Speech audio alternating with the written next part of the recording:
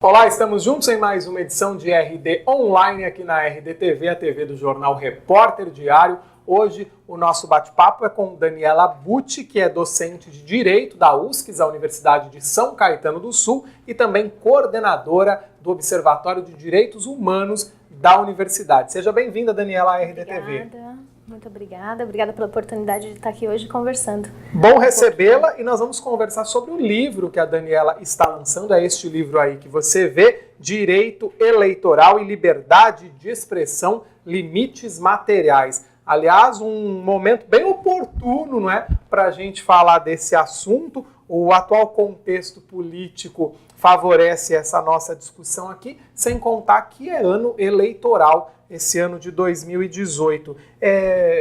Esse livro, eu sei, ele é fruto da sua pesquisa de doutorado. Você levou em conta isso tudo que eu coloquei, que esse ano de 2018 seria um ano político, o atual contexto aí com discussões acaloradas em redes sociais, tem gente até com medo às vezes de expressar a opinião porque vai ser malhada.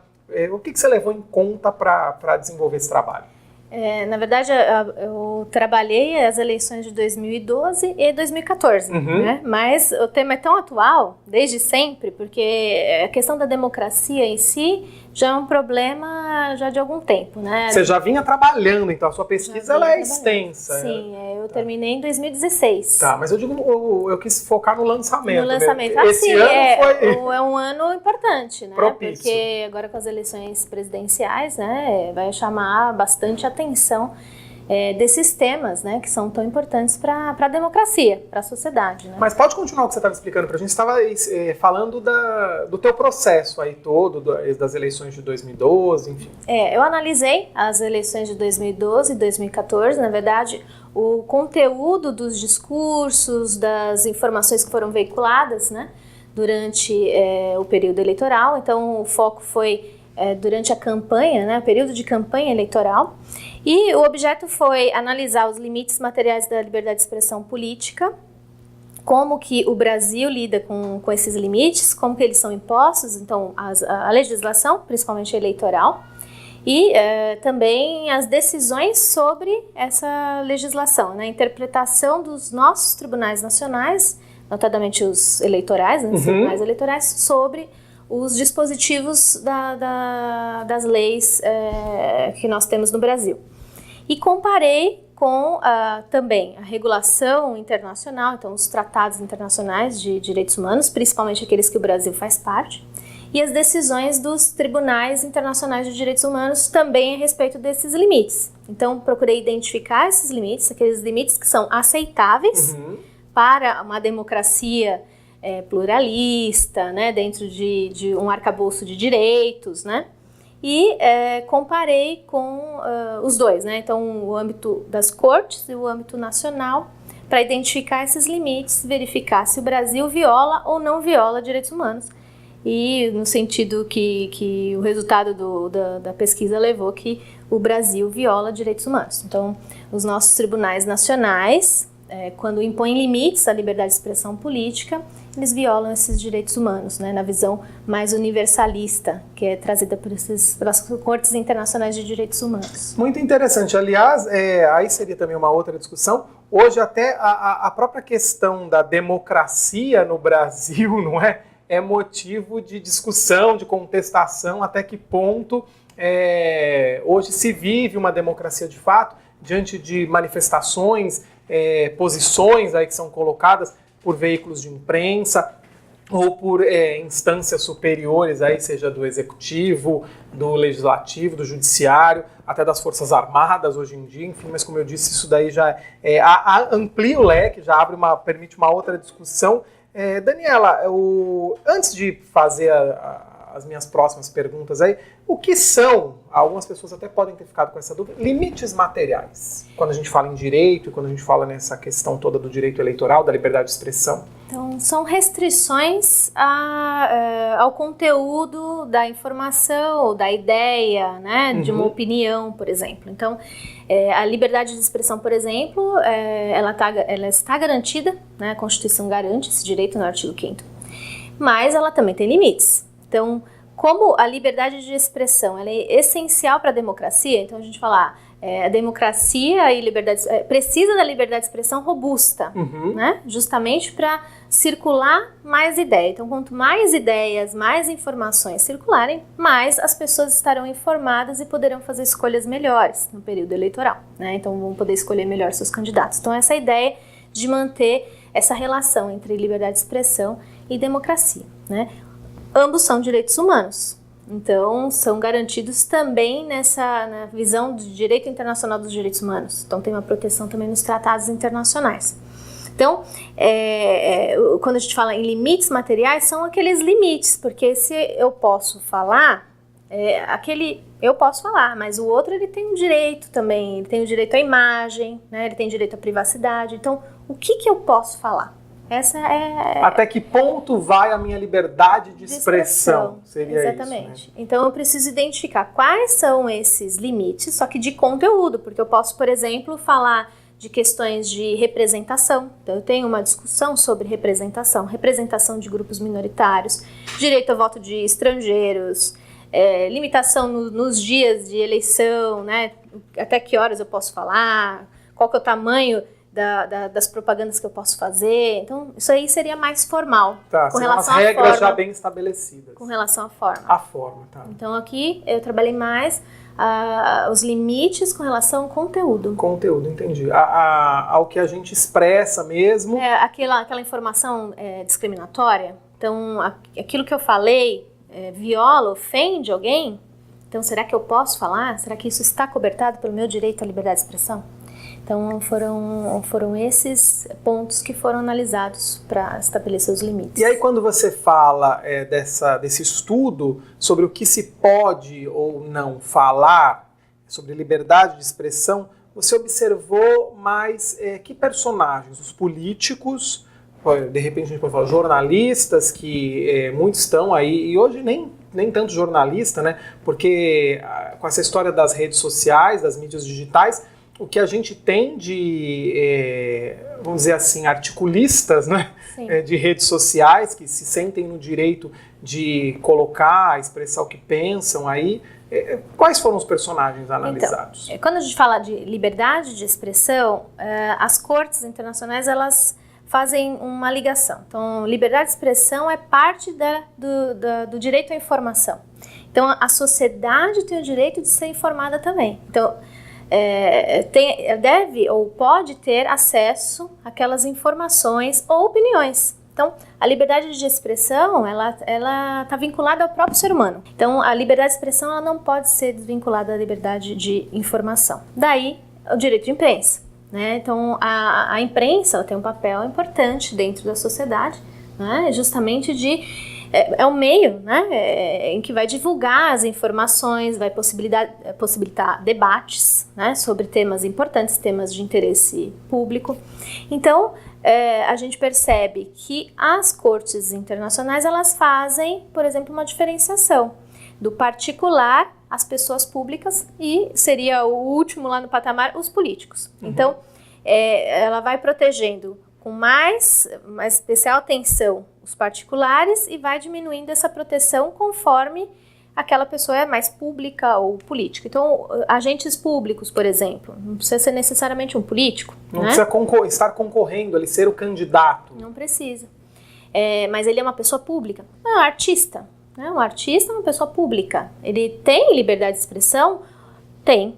Agora, por exemplo, e a sua liberdade, a sua privacidade? Seu direito à imagem. Então, as pessoas podem falar o que querem daquela pessoa. Então, as cortes, né, elas vão protegendo e vão estabelecendo essa diferenciação. Então, no meu trabalho, eu discuti mais os discursos políticos mesmo, né? Aquilo que é considerado discurso político durante a campanha eleitoral. E as consequências desses discursos, eu acredito, porque uma coisa, não é a informação pura e simples. Porque, embora também seja algo bem discutível, a gente pode colocar que vai o princípio da independência, que você vai colocar, e até isso é muito cobrado, falando especificamente de veículos de comunicação da minha área, é que durante um processo eleitoral, por exemplo, exista um equilíbrio ao se destacar as atividades dos candidatos, por exemplo. E isso até ocorre levando em conta a representatividade dos partidos, por exemplo. Sim. Por que tal candidato aparece mais, outro menos? Porque tem a representatividade na Câmara dos Deputados, os partidos que não tem tanto. Isso tem a ver com o tempo de TV também. Mas aí onde eu quero chegar a gente parte do princípio da independência, mas muitas vezes não é o simples informar ou trabalhar esse equilíbrio. Há um tomar partido, há um comentar. Isso é motivo maior aí de discussão acalorada, de perseguição, quando você expressa uma preferência, de repente? Bom, então com relação à preferência, dificilmente você tem como controlar isso. As pessoas podem manifestar suas preferências. A questão é, aquela preferência, neste caso de limite material, porque é conteúdo, ela causa uma ofensa, ela ridiculariza aquele candidato, ela degrada a imagem dele. Então, é isso que precisa ser visto. O dano que pode causar ao outro, ao objeto aí do comentário. Então, por exemplo, falar que determinado candidato é contra Bolsa Família. Isso pode trazer um efeito negativo para qualquer candidato. Então, esse tipo de informação, ela pode ser veiculada, ou esse tipo de comentário pode ser uma observação minha. Olha, o determinado político odeia pobre. Né? E esses exemplos que eu estou falando aqui foram exemplos realmente analisados pelos nossos tribunais. Os nossos tribunais nacionais chegam e falam assim, olha, não gosta de pobre, pode falar, mas odeia pobre não pode falar, porque isso causa um efeito emocional, né, artificialmente na cabeça do eleitor. Então, será que esse é o papel numa democracia? Será que as pessoas não deveriam falar mais, mesmo que elas tenham uma preferência? Será que não caberia ao eleitor fazer essa análise? Então, de acordo com as cortes internacionais, sim. Então, deixo falar, lógico, não posso censurar, então deixo falar, e se aquilo eventualmente causar um dano, aí eu vou aplicar uma sanção. Só que a questão é a extensão, né? O que pode causar um dano ou não. Então, as cortes, elas normalmente deixam falar. Poucos discursos são proibidos. Então, o que é proibido? Um discurso de ódio, um discurso discriminatório, desde que incite a violência.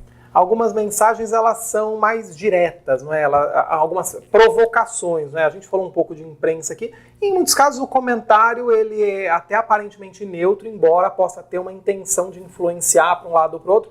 Mas aí, pelo que você coloca agora, a gente já parte mesmo para aquela linha de tiro, né? Para aquela discussão entre candidatos, entre pessoas próximas dos candidatos, que atuam nas campanhas ou que estão ali no exército das redes sociais, ou que é simplesmente o eleitor que quer se manifestar e quer defender o seu lado, a sua posição. Mas diante do que a gente vê hoje, muito forte também, são as fake news.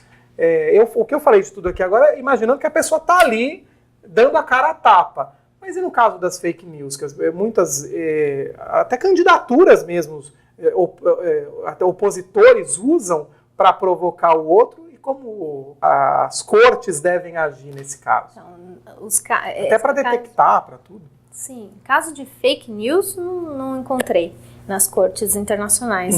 As cortes, elas não buscam a verdade, né, e não exigem a verdade. Então, a verdade a respeito daquele fato, né? Mas uma veracidade. E eu tenho que ter uma base factual suficiente. Então, para mostrar o quê? A boa-fé. Fake news não tem boa-fé de jeito nenhum. Então, você fala, por exemplo, uma opinião de alguém, então, às vezes, aquela pessoa tem até uma opinião absurda, né? Porque o bom senso também não vai ser avaliado, nem todo mundo tem bom senso, né? Nem todo mundo tem bom gosto. Então ela pode fazer comentários e esses são comentários... questões bem abstratas, né? O que é bom senso para você não pode ser para mim. Exatamente. Esse claro é o grande que problema. a gente tem uma média aí, né?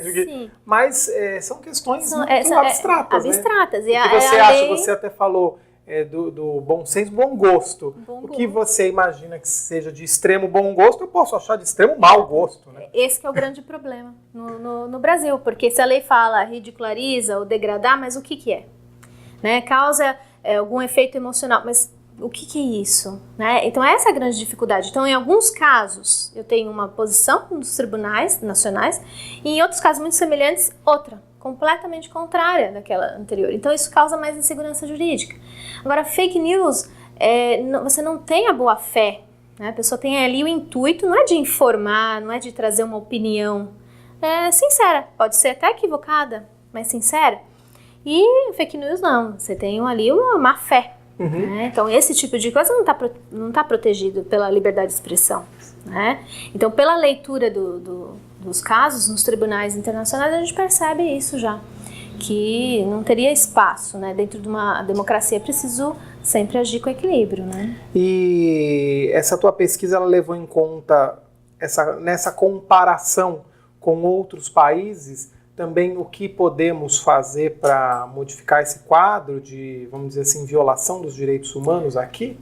Então, a gente percebe um grande problema na própria legislação. Então, a gente precisaria ter leis mais claras. Então, os termos usados pelo nosso legislador possibilitam interpretações diferentes. Então, isso causa mais insegurança jurídica. Por outro lado, a gente também tem a interpretação que pode ser diferente e que, de repente, pode trazer essa insegurança jurídica. Então, o caminho é tentar deixar mais claro, mas o que a gente percebe é que as cortes permitem que se fale mais. Então, o melhor exercício, né, para a democracia é deixar falar. E aí, lógico, aplicar sanções, mas essas sanções também têm que ser proporcionais. Né? Então, a pessoa também saber até onde vai o direito dela, né? Sim. O direito dela vai até onde começa o do outro. Mas é impressionante, porque as cortes elas têm uma visão bem libertária mesmo, quase que americana, assim, né, que pode tudo, inclusive o hate speech, né?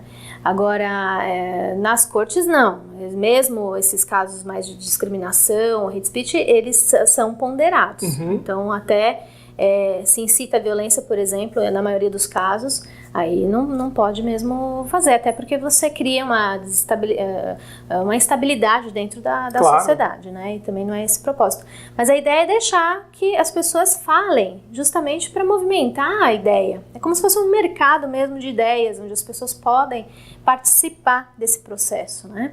E, lógico, a imprensa tem o seu papel, também de informar, e as pessoas também têm o direito de receber essa informação, por isso que coibir, né, sempre é ruim, e no direito eleitoral isso é muito rápido, então alguém falou alguma coisa, já tem o direito de resposta, que vai usar uma parte do tempo do outro candidato, então também ele impede que ele, por exemplo, apresente suas propostas, ou se defenda, daquelas eventuais acusações, né?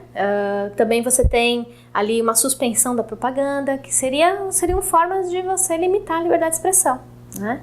Então, por isso que a nossa lei, não é só que ela traz termos muito amplos e que isso causa uma insegurança na interpretação, principalmente, mas também essa própria condição, né? Porque uma coisa é você falar, a lei proíbe calúnia, difamação. Sim, você tem que provar muitas coisas também. Né? Aqui no ABC a gente tem exemplos de políticos já punidos, né, com a inelegibilidade por ações que depois foram contestadas, né? Por exemplo, associar adversários a crimes e coisa e tal. Então, e a corte é interessante porque as coisas interamericana e a corte europeia, por exemplo, deixa as pessoas falarem, inclusive acusarem. Então, por exemplo, olha, aqui tem um grupo de mafiosos, né? Então tem casos na Itália, por exemplo, envolvendo a Itália, em que a Itália coibiu esse tipo de termo, né? Usado numa campanha, acusação, né? Vocês são mafiosos, vocês são cretinos e tal. Então ela permitiu. Ela falou, agora, lógico, tem que ter uma base factual. Então tem que ter alguma informação, que é o que aconteceu mesmo aqui nas eleições anteriores, em que informações veiculadas na imprensa foram utilizadas para formar essa base factual. A gente teve um caso bem recente, que nem é o objeto aí do teu estudo, mas que a gente pode usar aqui, não é? Já que a gente está falando de desrespeito a direitos humanos e tal, No próprio caso da Marielle, do Rio de Janeiro, né, a vereadora assassinada no Rio de Janeiro, depois tentaram aí, após morte, associá-la ao tráfico de drogas, não é? E isso é também a liberdade de expressão, mas objeto de estudo, né? Porque estão se manifestando aí. Porque aí você tem que ver se existe alguma base de veracidade, né? Então, senão ficaria mesmo notícias falsas e a mentira não está cobertada pela liberdade de expressão. Né? E agora, mas o interessante é que essa liberdade de expressão é mais protegida durante a campanha, o período da campanha. Durante o período eleitoral. E fora disso, aí a restrição pode ser um pouco maior. Que a gente até sabe, né, nos bastidores aí da política e coisa e tal, da comunicação mesmo, e em associação aí com os poderes, muitos políticos ou pessoas ligadas a políticos trocam acusações em bastidor, tal, mas quando começa o período eleitoral, o próprio candidato não dá a cara a tapa para fazer tal acusação contra o adversário, mas escala aí exércitos muitas vezes para fazer, ou usa de meios como jornais apócrifos, coisa e tal, mas de repente você pode ouvir no bastidor, sabe que o meu adversário é ligado, só para dar um exemplo, puxar do que estava falando, não estou nem fazendo aí menção a ninguém. Tal adversário é ligado ao tráfico, ele tem relação, mas na campanha não usa, né? Então, ou usa, né? A gente já teve cidades onde isso foi usado. A gente tem até um caso, né, específico em que se foi discutido isso com um determinado partido, uma determinada revista. E a decisão foi julgada pelo TCE na época, e lá os ministros mesmo se dividiam, cada um trazia um argumento, uns dizendo que tinha um embasamento fático mínimo, mas que daria para permitir que aquela informação fosse veiculada. Então, a ideia, lógico, tem que ter uma limitação, nenhum direito absoluto, a liberdade de expressão também tem que ter as suas restrições, e tem, né? Mas durante a campanha eleitoral algumas informações são importantes e é isso que eu acho que talvez faça a diferença. Faça a diferença para analisar, por exemplo, esses casos. Aquela informação, ela é de interesse geral? É de interesse público? Aí ela pode ser veiculada. Porque uma coisa é você falar da vida, né, íntima do político. Mas se aquela informação não interessa para a sociedade, não vai fazer diferença também no trabalho dele, não vai afetar a competência, né, a capacidade de gestão. Agora, uma determinada informação que é mesmo pessoal, mas que pode trazer uma contribuição para essa minha análise, em quem eu vou votar, por exemplo, aí sim, pode ser veiculada. Então, a vida pregressa, por exemplo, do candidato, a postura dele, a conduta dele diante de certas situações, fugiu, atropelou alguém e fugiu, né? Foi condenado, não tem problema. Já manifestou opinião que é uma opinião contestável sobre tal fato, sobre tal assunto. Por exemplo. Então, a gente percebe assim, existem algumas situações que interessam. Existem outras que não, que ficam realmente resguardadas no direito à privacidade, direito à honra e à reputação. Então, tudo isso precisa ser ponderado. É difícil você estabelecer esses limites. O que pode falar, o que não pode falar. O que vai ser determinante, porque tem aquela história também, olha, a gente poderia seguir aqui falando, tem aquela história também que depende muito do lugar onde a pessoa se encontra, né? Tem cidades menores que o pessoal julga que a cidade é mais conservadora, e coisa e tal. Eu vou pegar esse exemplo que você colocou, o candidato atropelou alguém lá atrás e não prestou socorro, tal. Mas o candidato, ele tem uma amante, né? O que vai pesar mais? Aí alguém joga isso no ventilador, não é? Para o trabalho dele, o que vai influenciar, né, ele, na cabeça de alguém? Como que a pessoa vai analisar isso? Vai ter peso na condução do trabalho dele, ter uma amante? O candidato é gay. O fato dele ser gay vai interferir na condução dele, no exercício do trabalho dele como prefeito, como governador, né?